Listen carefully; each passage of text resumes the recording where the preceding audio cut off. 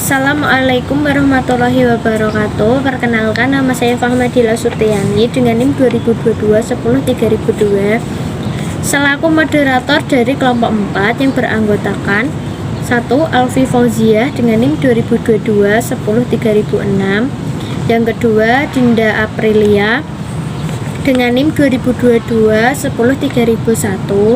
yang ketiga Yuli Setia Dwiyanti dengan NIM 2022-10-3007, dan Fahmadila Sutiani dengan NIM 2022-10-3002. Sebelum menjawab pertanyaan dari teman-teman, saya sebagai moderator mengucapkan terima kasih kepada dosen pengampu, yaitu Bapak Dr. Amin Nurbaidi SAGI, atas bimbingan dan arahannya, dan semua penanya, dan mohon maaf karena ketu maka tidak bisa menjawab semua pertanyaan. Selanjutnya di sini saya akan membacakan pertanyaan-pertanyaan dari teman-teman. Pertanyaan pertama dari Nandita Amelia Putri dengan NIM 2022-10-3004 dari D3, yaitu siapa yang dikatakan Allah khairu ummah? Pertanyaan tersebut akan dijawab oleh Yuli Setia Dwiyanti. Pertanyaan kedua dari Shailen Ayuri dengan NIM 2022-10-2006, apa yang dimaksud rukun Islam dan rukun Islam terdiri dari apa saja? Pertanyaan tersebut akan dijawab oleh Alfi Fauziah.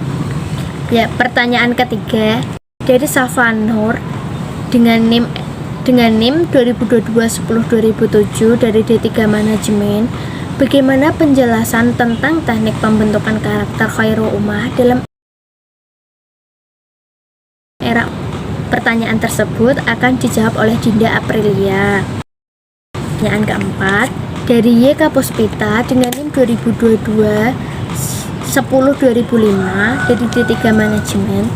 Apa yang Anda ketahui tentang tersebut akan dijawab oleh Fahmadila. Di sini saya Fahmadila akan menjawab pertanyaan dari YK Puspita dengan NIM 2022-10-2005 dari D3 Manajemen, yaitu apa yang Anda ketahui tentang zakat. Nah, zakat secara bahasa itu artinya membersihkan diri atau mensucikan diri.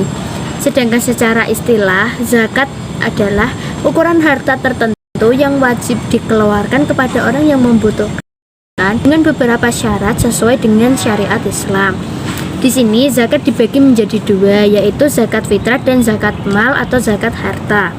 Zakat fitrah yaitu zakat yang wajib dikeluarkan setiap muslim pada bulan Ramadan hingga sebelum sholat Idul Fitri dilaksanakan. Sedangkan zakat mal, zakat yang dikenakan atas segala jenis harta secara zat maupun substansi, perolehannya tidak bertentangan dengan ketentuan agama, atau zakat yang wajib dikeluarkan seorang muslim sesuai dengan nisab dan haulnya. Nah, zakat mal itu meliputi emas, perak, pertanakan, pertanian, dan pertambangan.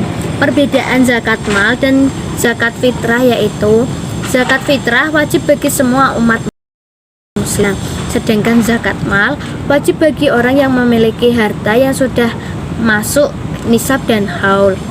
Yang kedua, zakat fitrah bertujuan membersihkan jiwa atau diri. Zakat mal itu membersihkan harta. Yang ketiga, ditunaikan di akhir-akhir Ramadan untuk zakat fitrah. Untuk zakat mal itu ditunaikan saat harta sudah mencapai nisab dan haul. Untuk ukuran atau zakat yang dikeluarkan untuk zakat fitrah yaitu 2,8 kilo beras atau bahan pokok makanan atau senilai dengan mata uang Rp35.000. Sedangkan zakat mal itu 2,5% dikali jumlah harta 1 tahun. Sekian pertanyaan yang saya jawab. Terima kasih. Di sini saya Yuli Setia Dwiyanti akan menjawab pertanyaan dari Nandita Amelia NIM 2022-103004, yaitu siapa yang dikatakan Allah khairu ummah. Dalam Al-Quran, umat Nabi Muhammad SAW dijuluki umat terbaik atau khairu ummah. Sebab umat Islam memiliki dua sifat, yaitu mengajak kepada kebaikan dan mencegah kemungkaran. Ali Imran ayat 110, yaitu kamu umat Islam adalah umat terbaik yang dilahirkan untuk manusia, menyuruh kepada yang ma'ruf dan mencegah dari yang mungkar, dan beriman kepada Allah. Di sini saya Alfi Fauziah akan menjawab pertanyaan dari Silent dengan NIM 2022102006. Pertanyaannya adalah yang dimaksud rukun Islam dan macam-macamnya. Rukun Islam adalah 5 hal dasar yang diajarkan dalam sistem teologi Islam. Berdasarkan hadis yang diriwayatkan oleh Bukhari dan Muslim yang menyebutkan bahwa Nabi Muhammad pernah bersabda kepada para sahabatnya, agama Islam berdiri atas 5 dasar utama, yakni mengucapkan 2 kalimat syahadat yang bersaksi bahwa tiada Tuhan selain Allah dan Nabi Muhammad utusan Allah, mendirikan sholat, mengeluarkan zakat, berpuasa di bulan Ramadan, dan mengerjakan haji ke Mekah. Hadis riwayat Al-Bukhari dan Muslim. Terdapat 5 macam rukun Islam. Yang pertama yaitu mengucapkan 2 kalimat syahadat. 2 kalimat syahadat yaitu 2 kalimat yang tentunya wajib kita ketahui dan kita harus bisa untuk membacanya. Kalimat inilah kalimat pertama yang menjadi bentuk persaksian bahwa seseorang telah menyatakan mantap untuk menjadi seorang muslim atau masuk ke dalam Islam. Isi dari 2 kalimat syahadat sendiri yaitu asyhadu alla ilaha illallah wa asyhadu anna Muhammadar Rasulullah, yang artinya saya bersaksi bahwa tiada Tuhan yang wajib disembah kecuali Allah, dan saya bersaksi bahwa Nabi Muhammad itu utusan Allah. Yang kedua yaitu mendirikan sholat. Sholat merupakan suatu ibadah yang dilakukan dengan rangkaian gerakan dan doa. Terdapat 5 sholat wajib yang harus dikerjakan oleh umat muslim, selebihnya sholat sunnah yang tidak wajib untuk dikerjakan. Sholat tidak hanya syarat menjadi seorang muslim, melainkan kewajiban bagi seluruh muslim di dunia. Yang ketiga yaitu berpuasa di bulan Ramadan. Menurut agama Islam, puasa disebut dengan saum yang berasal dari bahasa Arab. Merupakan ibadah yang bersifat wajib untuk dilaksanakan ketika bulan Ramadan telah tiba. Ibadah ini juga dilaksanakan selama 1 bulan penuh, lalu akan ditutup dengan perayaan Hari Raya Idul Fitri. Yang keempat yaitu zakat. Secara bahasa, zakat artinya suci, berkah, dan berkembang. Sementara itu, secara istilah, zakat adalah mengeluarkan sebagian harta yang diwajibkan Allah Subhanahu wa Ta'ala untuk diberikan kepada orang-orang yang berhak menerimanya atau disebut dengan mustahik. Sesuai kadar dan haulnya dengan rukun dan syarat tertentu, zakat terdiri dari 2 macam, yakni zakat fitrah dan zakat mal. Zakat fitrah merupakan zakat yang dikeluarkan saat beberapa hari sebelum kita merayakan Hari Raya Idul Fitri atau di hari-hari terakhir di bulan Ramadan. Sifat dari zakat ini adalah wajib. Zakat yang dikeluarkan bisa berupa bahan makanan pokok seperti beras maupun berupa uang. Sedangkan zakat mal adalah zakat yang dikeluarkan berdasarkan hasil kegiatan niaga. Zakat ini baru dikeluarkan apabila benda atau barang sudah mencapai waktu nisab atau 1 tahun. Assalamualaikum warahmatullahi wabarakatuh. Di sini saya Dinda Aprilia Tias akan menjawab pertanyaan dari Syafa Nur dengan NIM 2022-10-2007. Pertanyaannya adalah bagaimana penjelasan tentang teknik membentukan karakter Khairul Ummah dalam era 4.0. Akan saya mulai. Dalam membentuk karakter generasi Khairul Ummah tentu tidak terlepas dari peran pendidikan. 1. Agama. Dalam pergaulan hidup sehari-hari dalam keluarga, masyarakat telah diatur dalam Islam. Tanggung jawab manusia terhadap keluarga, saudara, kerabat karib, dan masyarakat. Jelaskan pula cara menjelaskan terhadap persoalan yang ada di masyarakat. Kemajuan ilmu pengetahuan dan teknologi memang sangat diperlukan untuk keberlangsungan hidup manusia sebagai makhluk yang mempunyai kedudukan tertinggi dibandingkan dengan makhluk lainnya. Bahkan, seluruh isi langit dan bumi ditundukkan Allah kepada manusia. Berapa banyak contoh di dunia di mana kemajuan teknologi ilmu pengetahuan dan teknologi yang dimiliki oleh satu bangsa yang merasa dirinya besar, tidak ingin mendapatkan saingan lalu berusaha keras untuk memusnahkan jutaan manusia yang tidak bersalah karena dianggapnya sebagai penghambat atau penghalang bagi dirinya untuk menjadi besar tanpa saingan. Dalam keadaan buruk seperti ini, hanya agamalah yang dapat mengendalikan manusia dan mengarahkan kepada perbuatan yang baik, saling menolong dan membantu untuk mencapai kehidupan yang baik bagi seluruh orang. Yang merasa kuat terpanggil untuk menolong yang lemah. Kedua, ada keluarga.